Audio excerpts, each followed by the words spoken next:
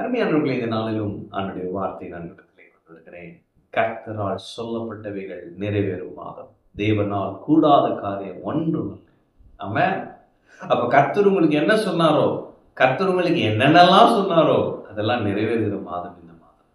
ஒவ்வொரு நாளும் அவருடைய வார்த்தை நிறைவேறுதலை நீங்கள் அனுபவிப்பீர்கள். ஆமென். அப்ப மரியாளுக்கு இந்த வார்த்தை வருகிறது. மரியாள்கிட்ட ஆண்டவர் இயேசுவின் பிறப்பை குறித்து சொல்றப்ப அவங்களுடைய மைண்ட் செட் எப்படி இருப்பாரு. நேற்று பார்த்தோம் சகரியாவுடைய மனநிலை. அவன் கேட்கிறான், எப்படி ஆகும், நான் வயசாயிடுச்சு, ஒய்ஃபும் ரொம்ப வயசாயிடுச்சு எல்லாம் சொல்றாரு. அவர் பார்த்தீங்கன்னா ஒரு ஆசாரியன். அவர் பாருங்க சுவாசிகளின் தகப்பட குறித்து தெரியும், ஆனா அவனுக்கு ஒரு அவிசுவாசம். ஆனா இதே மரியாள்கிட்ட வாங்குவேன். மரியாள்கிட்ட தேவதூதர் எல்லாம் சொல்றாரு. சொல்லி முடிச்சோடனே மரியாள் கேட்கிறாங்க. லூக்கா 1:34. அதற்கு மரியாள் தேவதூதரை நோக்கி, இது எப்படி ஆகும், புருஷனை அறியேனே. ஒரு ஜென்யூன் கொஸ்டின் பாருங்க.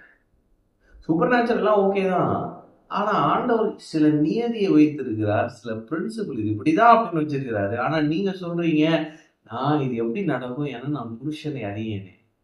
இதை கேட்ட உடனே தேவதூதன் சொல்றான் பாருங்க, பரிசுத்த ஆவி உண்மையில் வரும், உன்னதமானுடைய பலம் உண்மையில் நிழலிடும், ஆதலால் உன்னிடத்தில் பிறக்கும் பரிசுத்தம் உள்ளது தேவனுடைய குமாரன் என்று. அப்ப இவங்க இது எப்படி ஆகும் அப்படின்னு கேட்கிறாங்க. அது ஒரு நியாயமான கேள்வி. அப்ப தேவதூதன் சொல்றான், பரிசுத்த ஆவி உண்மையில். அப்போ ஒரு அற்புதத்தை நீங்கள் பெற்றெடுக்க உங்களுக்கு அனாயிண்டிங் தேவை. அனாயிண்டிங் இருக்கும்னா நீங்க பிறப்பிக்கிறவர்களா இருப்பீங்க. அப்ப இதை சொன்ன உடனே அவங்களுடைய இதை சொல்லிட்டு பாருங்களேன், தேவதூதன் இதை சொல்லிட்டு சொல்றாரு, இதோ உனக்கு இனத்தாளா இருக்கிற எலிசபெத்தும் தன் முதிர் வயதிலே ஒரு புத்திரனை கற்பந்தெடுத்திருக்கிறாள். மலடி எண்ணப்பட்ட அவளுக்கு இது 6ஆம் மாதம். தேவனால் கூடாத காரியம் ஒன்றுமில்லை. அப்ப நம்ம தேவனால் கூடாத காரியம் ஒன்றெல்லாம் சொல்லிட்டு இருக்கோம். அங்க தேவதூதன் மரியாளுக்கு எப்படி சொன்னார், எந்த கான்டெக்ட்ல சொல்றாரு பாருங்க. அம்மா, நீ இன்னைக்கு கன்னியா இருக்கிற, ஒரு கன்னியாக உன்னிடத்திலே தேவகுமாரன் தோன்ற போகிறார். இதோ உன் இனத்தாளாகி எலிசபெத்து மலடின்னு சொன்னாங்க, ஆனா இப்ப அவளுக்கு இது 6ஆவது மாதம். தேவனால் கூடாத காரியம் ஒண்ணுமே இல்லை. அவுட் ஆஃப் ஏஜ் போனாலும் கர்த்தரால செய்ய முடியும். கல்யாணம் ஆகல, கன்னியா இருக்கிறனாலும் கர்த்தரால செய்ய முடியும். உலகத்திலே அந்த ஒரே ஒரு அம்மாவுக்கு தான் அந்த ஒரு பிளெஸிங். இன்னைக்கு நான் சொல்றேன், கர்த்தரால் சொல்லப்பட்டவைகள் நிறைவேறும். ஆமென். அப்ப ஆண்டவர் உங்களுக்கு சொன்னாரு, சில வார்த்தைகளை சொல்லியிருக்கிறாருன்னா நீங்க எப்படி அதை ரிசீவ் பண்ணணும். சகரியா டவுட்ல சொன்னாரு, இது எப்படி ஆகும். ஆனா மரியாளுக்கு இந்த தேவனால் கூடாத காரியம் ஒன்றும் இல்லைன்னு சொன்னோன்னே அவங்களுடைய ரெஸ்பான்ஸ் என்னன்னா, அவங்க சொல்றாங்க 38, அதற்கு மரியாள், இதோ நான் ஆண்டவருக்கு அடிமை, உங்களுடைய வார்த்தையின்படி எனக்கு ஆக கடவுள் என்றாள். இன்னைக்குதான் நமக்கு வேணும், உங்களுடைய வார்த்தையின்படி எனக்கு ஆக கடவுள்.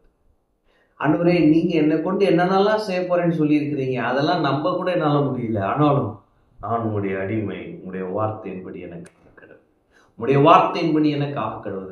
நீரே என் பரிகாரியாகிய கர்த்தர். இந்த வியாதியை ரொம்ப கொடுமைப்படுத்துது, ஆனா நீங்க சொல்லியிருக்கிறீங்க, நான் உன் தழும்பு வேணும், நான் உனக்காக அடிக்கப்பட்டிருக்கிறேன், என்னுடைய தழும்புகளினால என்னை குணமானா என்று சொல்லியிருக்கிறீங்க.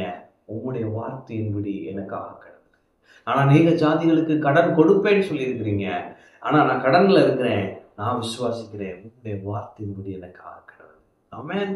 அப்ப நம்முடைய ரெஸ்பான்ஸ் எப்பயுமே ஃபெய்த்ல இருக்கணும். கர்த்தருடைய வார்த்தையை நிறைவேறதுல பார்க்கணும்னா நம்ம என்ன பண்ணணும்னா ஃபெய்த்ல ரெஸ்பாண்ட் பண்ணணும். ஃபியர்ல அப்படியே ரியாக்ட் பண்ணிட்டு இருக்கணும் பாருங்க. ஃபெய்த்ல ரெஸ்பாண்ட் பண்ணணும். என்ன ரெஸ்பான்ஸ் அப்படின்னா, உங்க வார்த்தையின்படி எனக்கு ஆகட்டும். இன்னைக்கு உங்களுடைய விசுவாச அறிக்கை அதுவா இருக்கும் என்றால், உங்களுடைய ஜெபம் இதுவா இருக்கும் என்றால், நான் சொல்லுகிறேன், கர்த்தரால் சொல்லப்பட்டவைகள் நிறைவேறும். தேவனால் கூடாத காரியம் ஒன்று.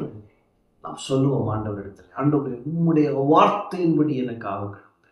என் சூழ்நிலையை மாற்றுங்க, என்னுடைய சரீரத்தில் இருக்கிற பலவீனத்தை மாற்றுங்க, எல்லாவற்றையும் நீங்க செய்யுங்க, இயற்கைக்கு அப்பாற்பட்ட ரீதியில செய்யுங்க.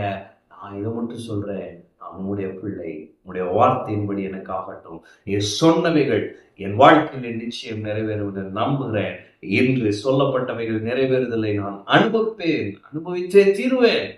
தேவனால் கூடாத காரியம். இப்படி விசுவாசத்துல பேசுங்க. விசுவாசத்துல ரியாக்ட் பண்ணுங்க, விசுவாசத்துல ரெஸ்பாண்ட் பண்ணுங்க. ஆண்டவர்கிட்ட உடைய வார்த்தையின்படி ஆகக்கூடாதுன்னு சொல்லிக்கிட்டே இருங்க. அவருடைய வார்த்தையின்படி ஆகும்.